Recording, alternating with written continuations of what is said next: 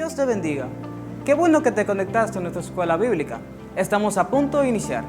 Aprovecha este tiempo para tomar notas de las enseñanzas que Dios tiene para ti. Dios les bendiga. Qué bueno que estamos aquí una vez más para compartir nuestra escuela bíblica virtual.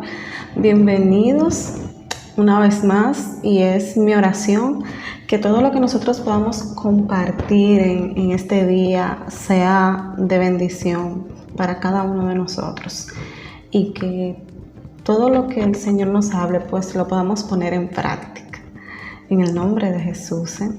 Vamos a orar pidiéndole a Dios que nos ayude. Señor, gracias por la oportunidad que tú nos das de estar una vez más aquí compartiendo tu palabra y aprendiendo de ti. Gracias por cada una de las vidas de las personas que se están conectando y están conectadas en esta clase. Te pido que todo lo que hablemos hoy lo podamos poner en práctica, que seas tú enseñándonos y guiándonos por donde tú quieres.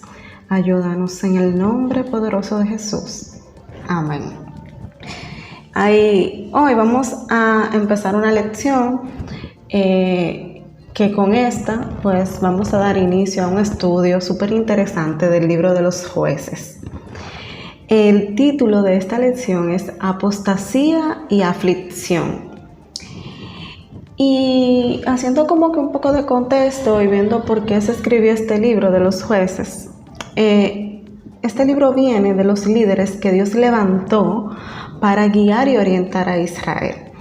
Estos fueron dirigentes temporales que Dios usó para librar a los hebreos de sus opresores. Muchos de ellos eran malísimos, y Dios pues levantó jueces que eran los que guiaban al pueblo de Israel para que fueran librados de esos opresores. Estos jueces eran personas normales con grandes cualidades y también debilidades. Y una de las primeras cosas que vamos a ver aquí es la falta de constancia del pueblo hebreo ante sus votos de fidelidad y sus prácticas, y su actitud también hacia los métodos que Dios utilizó para disciplinarlos cuando no le obedecían. Entrando un poco en contexto, nos damos cuenta que en Canaán existían dos grupos que eran predominantes aparte de los hebreos. Estos eran los cananeos y los fereceos. De estos, los cananeos eran los más frecuentes, tanto así que se menciona unas 14 veces en el primer capítulo del libro de Jueces solamente. Otro término que aparece mucho en la época es Baal. Baal era el dios cananeo de la tormenta y el dador de la fertilidad. El nombre de Baal era sinónimo de señor, dueño, gobernador absoluto. Y cuando vemos la palabra Baales, pues hace referencia a una designación para todos los dioses de los cananeos. O sea, cuando mencionamos la palabra Baales, hacemos una referencia a todos los dioses de los cananeos. Y bueno, más adelante usted se dará cuenta por qué le hago esta salvedad. También existía Astarte, que era la diosa de Baal, que era una diosa del pueblo cananeo también, y que según los cananeos era la esposa de Baal. Y esta era la diosa del amor, de la fortuna y de la guerra. Pero, ¿qué era lo que pasaba con el pueblo hebreo que involucraba a los dioses cananeos? Bueno, primero, los hebreos se hicieron apóstatas, y a raíz de ahí fue que surgieron los jueces. Y un apóstata es una persona que luego de creer en Dios y de seguir el camino del Señor, pues empieza a renegar del camino de Dios y empieza incluso hasta a hablar en contra de Dios. Y el pueblo hebreo pues hizo eso, aún después de que Dios lo libra de los egipcios, ellos pasan el Mar Rojo, el río Jordán, Dios hace grandes milagros con ellos libran muchísimas batallas, conquistan la tierra de Canaán y bueno, pues ellos empiezan a juntarse con los cananeos y los cananeos empiezan como que a inculcarle sus creencias a los hebreos. Si leemos Jueces 2, del 18 al 22, dice: cada vez que el Señor levantaba un juez sobre Israel, Él estaba con ese juez y rescataba al pueblo de sus enemigos durante toda la vida del juez. Pues el Señor tenía compasión de su pueblo, que estaba sobrecargado de opresión y sufrimiento. Pero al morir el juez, la gente no solo volvía a sus prácticas corruptas, sino que se comportaba peor que sus antepasados. Wow. Seguía a otros dioses, los servía y les rendía culto.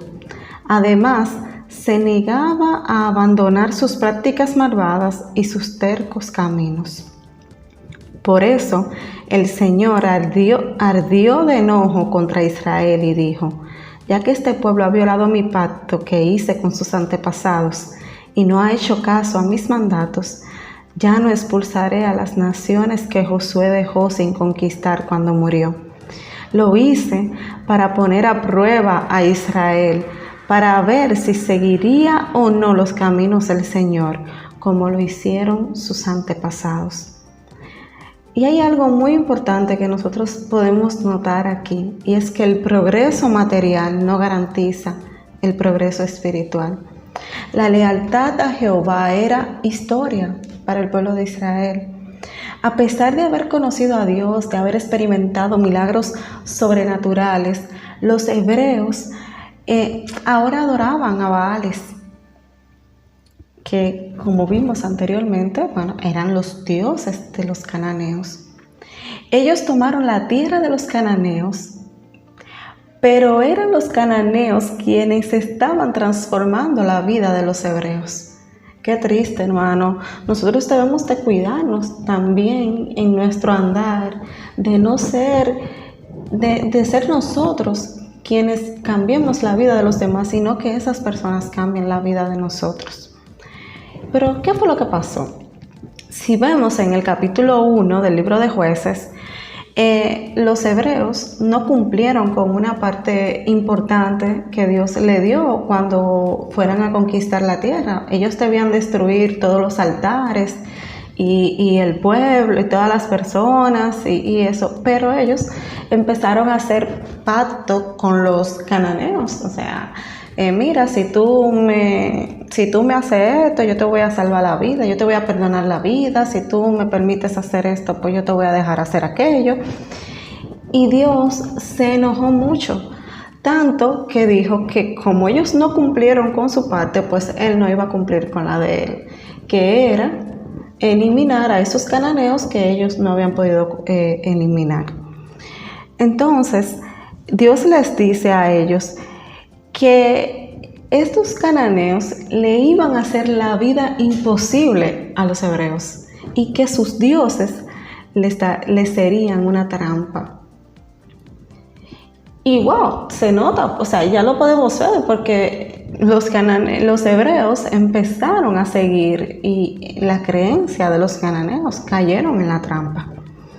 Y ahí empieza un ciclo terrible, pero que yo también digo que está lleno de tanta misericordia de Dios entre el pueblo hebreo y Dios. Israel empieza a adorar a otros dioses, a los Baales. Dios los abandona y ellos sufren en la mano de los cananeos. Israel pide ayuda a Dios. Cuando Israel pide ayuda, pues Dios levanta un juez y libra a Israel de esos adversarios.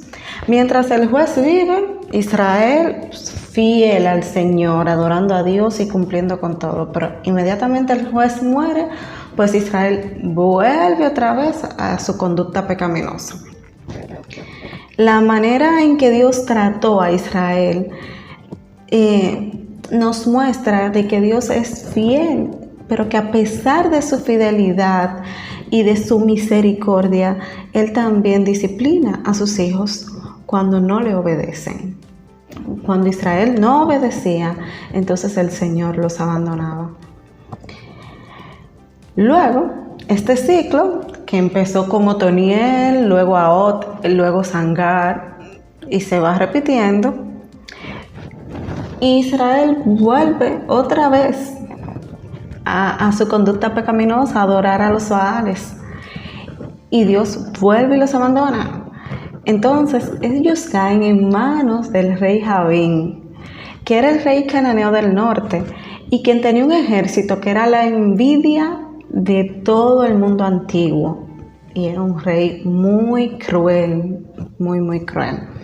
Jueces 4, del 1 al 4 dice: muerto Ahot, los israelitas volvieron a hacer lo malo a los ojos del Señor. Entonces el Señor los entregó a Jabín, un rey cananeo de Azor. El comandante de su ejército era Sísara, que vivía en Aroset Joín. Sísara, quien tenía 900 carros de guerra hechos de hierro, oprimió a los israelitas sin piedad durante 20 años, hasta que el pueblo de Israel clamó al Señor por ayuda. Débora, la esposa de Lapidot, era una profetisa que en ese tiempo juzgaba a Israel. Israel fue oprimido por 20 años. Y yo no sé, porque yo como que no le encuentro mucha lógica, porque si ellos sabían que Dios los podía librar, ¿por qué se olvidaron de Dios por 20 años? O sea, cuando ellos estaban ya era como que en lo último, ya no aguantaban más, entonces clamaron a Dios. Y Dios en su infinita misericordia pues levantó otro juez para librarlos. Y esta vez fue una mujer, la única mujer que se conoce en este libro como jueza de Israel. Ella era una mujer con mucha experiencia, pues era juez en el sentido tradicional de juzgar a Israel, o de practicar la justicia entre el medio del pueblo, y también era una profetisa. Dios utilizó a Débora para liberar a los hebreos de los opresores más crueles de la historia de los jueces. ¿Y cómo lo hizo? Pues vamos a ver.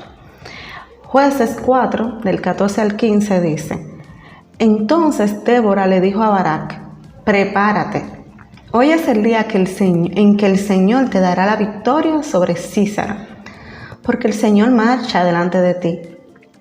Así que Barak descendió las laderas del monte Tabor al frente de sus 10,000 guerreros para entrar en batalla. Cuando Barak atacó, el Señor llenó de pánico a Sísara y a todos sus carros de guerra y sus guerreros. Sísara saltó de su carro de guerra y escapó a pie. Y yo le recomiendo que usted como que siga leyendo más adelante para que usted se dé cuenta cómo terminó Sísara. O sea, no fue que él se pudo escapar. Hay un final feliz para el pueblo de Israel ahí también. La presencia de Débora en el campo de batalla animaba a los hebreos. Con un ánimo renovado, Barak dirigió a los 10,000 soldados hebreos y Jehová quebrantó el ejército cananeo. La victoria fue completa. Yo creo que no se necesita nada más para dedicar nuestras vidas por completo al Señor. No se necesita nada más.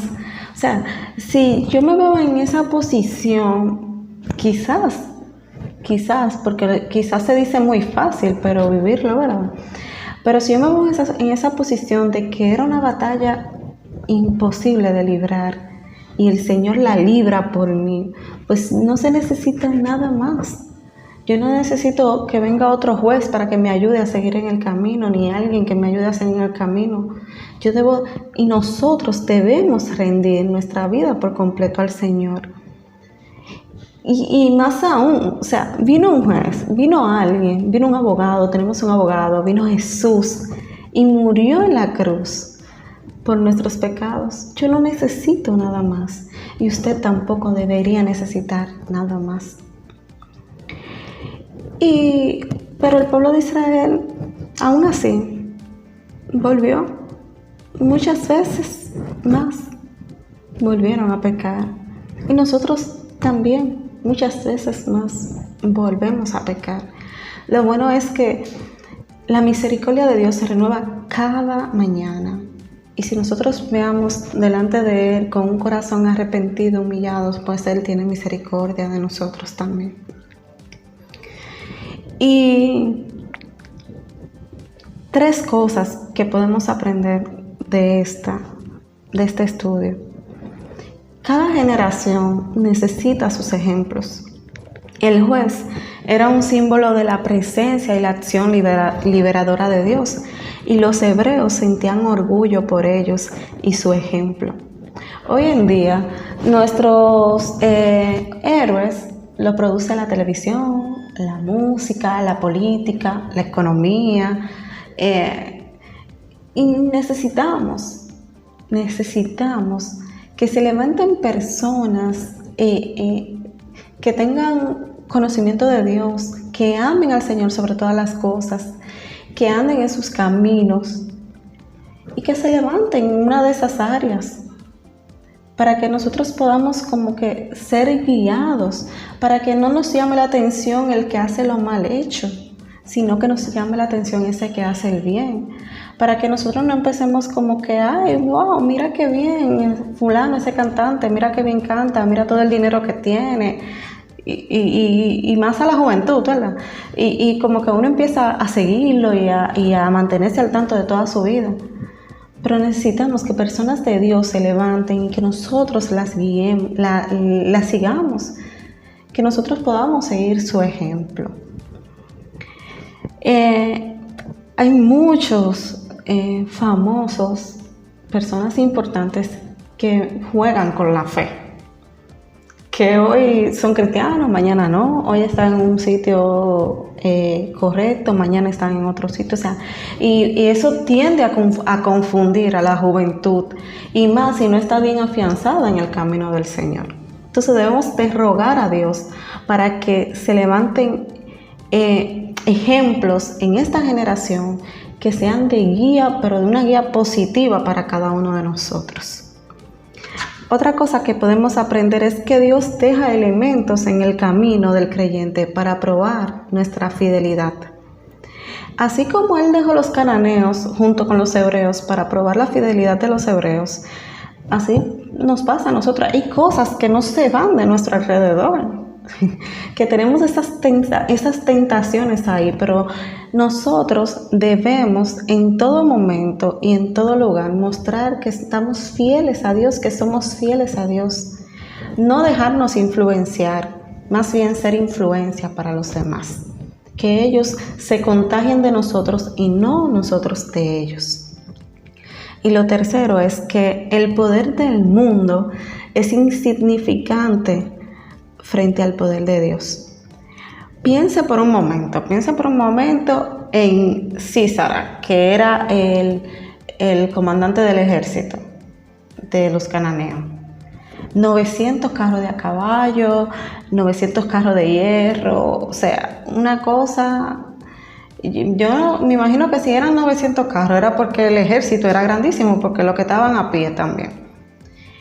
Entonces el pueblo hebreo, una mujer sin ejército, o sea, fue a ella que Dios levantó y a ella fue que Dios le dio la orden de lo que iban a hacer. Ella, guiada por el Señor, va y le informa a Barak, que es quien dirigía el ejército hebreo, y el Señor le da la victoria. O sea, aquí el factor decisivo de esa victoria fue la presencia de Dios con Débora. Ese mismo recurso está al lado de ti, está al lado de mí ahora. Nosotros solamente debemos de buscar la voluntad de Dios y obedecerla en todo tiempo. Los obstáculos pueden ser grandes, pueden ser muy grandes. Quizá usted está pensando, no, pero es que ahora mismo hay muchos obstáculos, pueden ser muy grandes. Pero Dios guía los eventos para el bien de su pueblo. Y podemos sentirnos seguros porque Dios está de nuestro lado. Dios está con nosotros.